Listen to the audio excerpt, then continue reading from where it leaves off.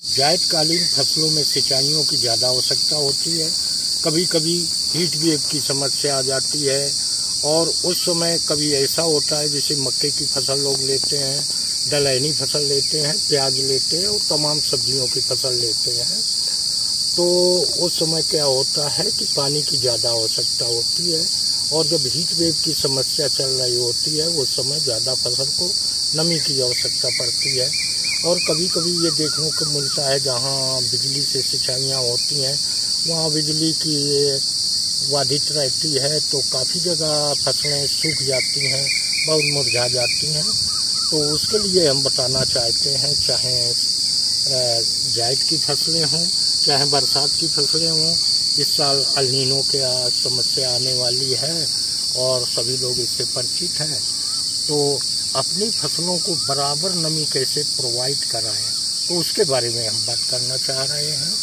तो ये हमारी फसल देख रहे हो, जायदकालीन उड़द की फसल है।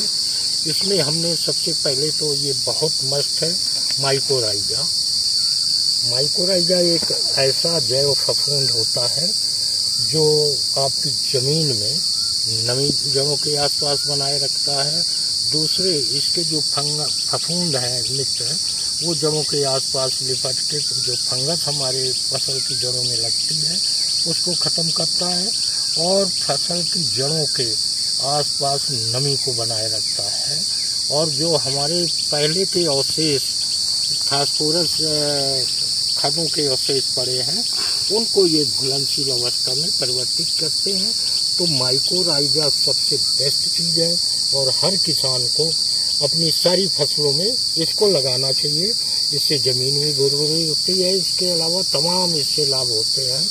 और दूसरी बात हम बताना चाहते हैं कि जहाँ पानी की संभावनाएं कम हों और ये हमें लगे कि पानी की दिक्कतें आ रही, जल्दी जल्दी सिंचाइयाँ करनी पड़ती हैं, तो ये सारी ग्रीन प्लैनेट बायो प्रोडक्ट की दवाएं हैं। और ये एक्वा ग्रो जेल देख रहे हैं, सबसे ज़बरदस्त ये आप प्रति एकड़ 2 किलो यदि आप अपने बुआई के समय ज़मीन में लगा दिया, चाहे प्याज की हो, चाहे लहसुन की फसल हो, चाहे जायदकालीन मक्का की हो या दलहन की फसल हो या कोई सब्जियां हो, इसको यदि बुआई के समय लगा दिया तो ये जो है क्या करता है, ये अपने से 500 गुना ये वाटर होल्डिंग कैपेसिटी इसमें है। तो ये वाटर को एब्जॉर्ब कर लेता है और धीरे धीरे फसल को प्रोवाइड कराता है, जिससे फसल को नमी की कमी नहीं महसूस होने पाती है। यदि 5-6 दिन आपकी सिंचाई नहीं हो पाई तो आपकी फसल मुरझाएगी नहीं, उसमें स्ट्रेस नहीं आएगा। तो इसका हर किसान भाई अपनी फसलों में प्रयोग करें। तो इससे आप देख रहे हैं हमारी उड़द की फसल ये पक के तैयार हो गई है, इसमें प्रयोग किया था, फलियां लगी हैं, लेकिन हमारी फसल कहीं भी मुरझाई नहीं दिख रही है। ये इसी एक्वा ग्रो जेल का, और जहां हमने जिस खेत में नहीं लगाई थी उसमें देख लो, ये जो है ये बगल में हमारा खेत है, इसमें देख लो कि ये बिल्कुल पीला पड़ गया है, मुरझा गया है और एक साथ बुआई हुई थी। तो इस किसान भाई अपनी फसल में तमाम दिक्कतें आती हैं, कहीं बिजली नहीं हो पाती है, कहीं संसाधन नहीं हो पाते हैं, फसलों में सिंचाइयाँ लेट लपेट हो जाती हैं, तो उससे फसलें स्ट्रेस में आ जाती हैं और वांछित पैदावार नहीं मिलती है। ये एक्वा ग्रो जेल प्रति एकड़ 2 किलो पर्याप्त होता है, इसको बुआई में प्रयोग करना चाहिए। यदि आपने इसका एक बार प्रयोग कर लिया तो आप ये समझेंगे कि फसल में हमने और सारे माइक्रो न्यूट्रिएंट स्टिमुलेंट डाल दिए। ये जो हमारी ज़मीन में माइक्रो न्यूट्रिएंट स्टिमुलेंट पड़े हैं वो प्रोवाइड कराता है धीरे धीरे फसल को। फसल अपनी आवश्यकता अनुसार पोषक तत्व ग्रहण करती है।